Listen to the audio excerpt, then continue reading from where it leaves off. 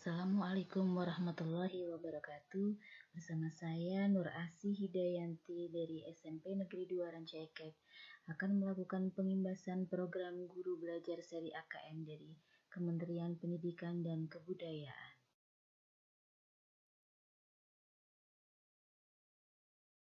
Latar belakang diadakannya asesmen nasional yaitu bahwa skor PISA 10-15 tahun terakhir, Indonesia menunjukkan sebagai negara yang konsisten dengan peringkat terendah mengenai kemampuan belajar siswa pada pendidikan dasar dan menengah, sehingga diperlukan reformasi asesmen guna mendorong peningkatan kualitas pembelajaran.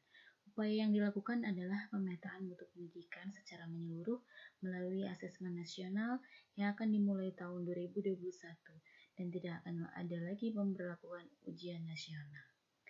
Tujuan AN adalah untuk mengevaluasi kinerja dan mutu sistem pendidikan, di mana nanti hasilnya tidak akan memiliki konsekuensi apapun pada pencapaian proses belajar siswa, melainkan memberikan umpan balik untuk tindak lanjut pembelajaran dan kompetensi siswa.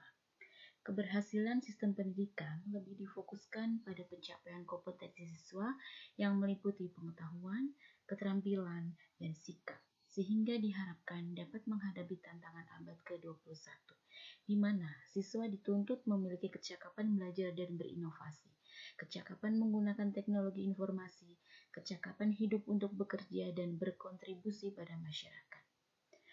AN digunakan sebagai alat untuk mengukur ketercapaian kompetensi yang harus dikuasai siswa, sehingga tidak hanya memotret hasil belajar kognitif, tapi juga sosial emosional, termasuk sikap, nilai, keyakinan, serta perilaku yang dapat memprediksi tindakan dan kinerja siswa.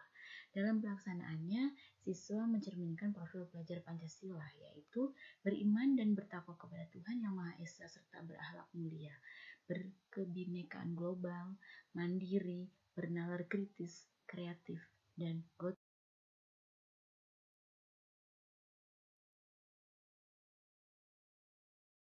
Untuk selanjutnya saya akan bahas mengenai pelaksanaan asesmen nasional.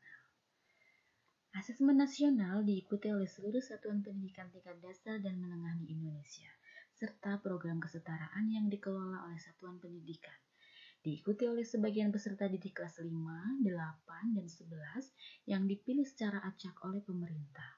Untuk program kesetaraan, AN diikuti oleh seluruh peserta didik yang berada pada tahap akhir tingkat 2, 4, dan 6 program kesetaraan. Adapun teknis pelaksanaan AN yaitu berbasis komputer dan berbasis adaptif, yaitu pertanyaan yang disajikan bergantung pada kemampuan siswa. Bentuk soal AN terdiri dari pilihan ganda yang kompleks, menjodohkan, isian singkat, dan uraian. Hasil AN diharapkan menjadi dasar dilakukannya perbaikan pembelajaran. Pemilihan jenjang kelas 5, 8, dan 11 dimaksudkan agar siswa menjadi peserta AN dapat merasakan perbaikan pembelajaran ketika mereka masih berada di sekolah tersebut. Selain itu, AN juga digunakan untuk memotret dampak dan proses pembelajaran di setiap satuan pendidikan.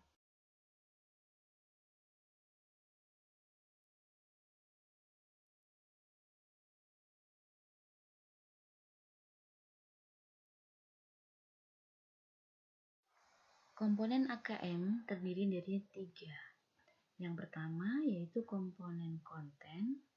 Saya akan bahas dulu untuk literasi membaca. Terdiri dari teks informasi, yaitu teks yang bertujuan untuk memberikan fakta, data, dan informasi dalam rangka pengembangan wawasan serta ilmu pengetahuan yang bersifat ilmiah. Yang berikutnya ada teks fiksi, yaitu teks yang bertujuan untuk memberikan pengalaman, mendapatkan hiburan, menikmati cerita, dan melakukan perenungan kepada pembaca.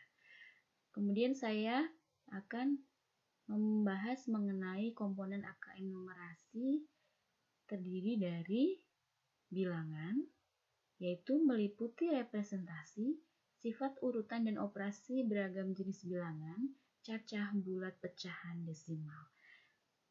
Pengukuran dan geometri meliputi mengenal bangun datar hingga menggunakan volume dan luas permukaan dalam kehidupan sehari-hari, juga menilai pemahaman peserta didik tentang pengukuran panjang, berat, waktu, volume, dan debit, serta satuan luas menggunakan satuan baku. Data dan ketidakpastian meliputi pemahaman, interpretasi, serta penyajian data maupun peluang. Dan yang berikutnya, aljabar, yaitu meliputi persamaan dan ketidaksamaan, relasi dan fungsi, termasuk pola bilangan, serta rasio dan proporsi.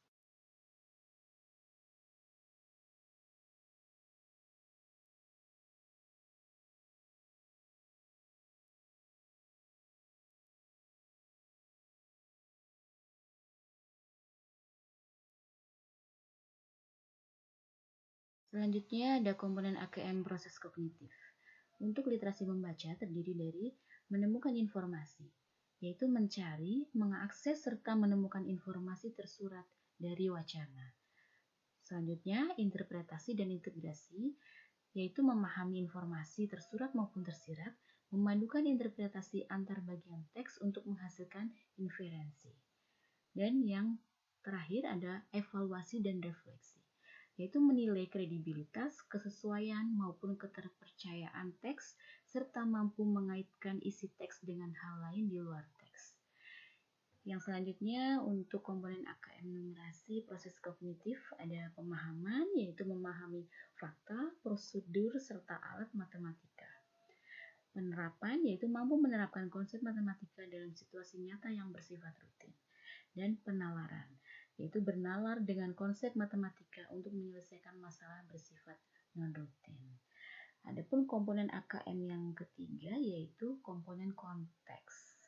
Untuk literasi membaca dan numerasi terdiri dari personal, yaitu berkaitan dengan kepentingan diri secara pribadi, sosial budaya, berkaitan dengan kepentingan antar individu, budaya, dan isu kemasyarakatan, saintifik berkaitan dengan isu, aktivitas, serta fakta ilmiah, baik yang telah dilakukan maupun futuristik. Lalu bagaimanakah hasil AKM dilaporkan? Tingkat kompetensi literasi membaca dan numerasi akan dikelompokkan menjadi 4 kelompok. Saya akan bahas dulu untuk tingkat kompetensi literasi membaca. Yang pertama, perlu intervensi khusus.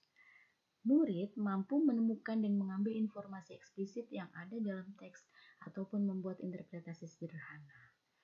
Yang kedua, dasar. Murid mampu menemukan dan mengambil informasi eksplisit yang ada dalam teks serta membuat interpretasi sederhana. 3. Cakap.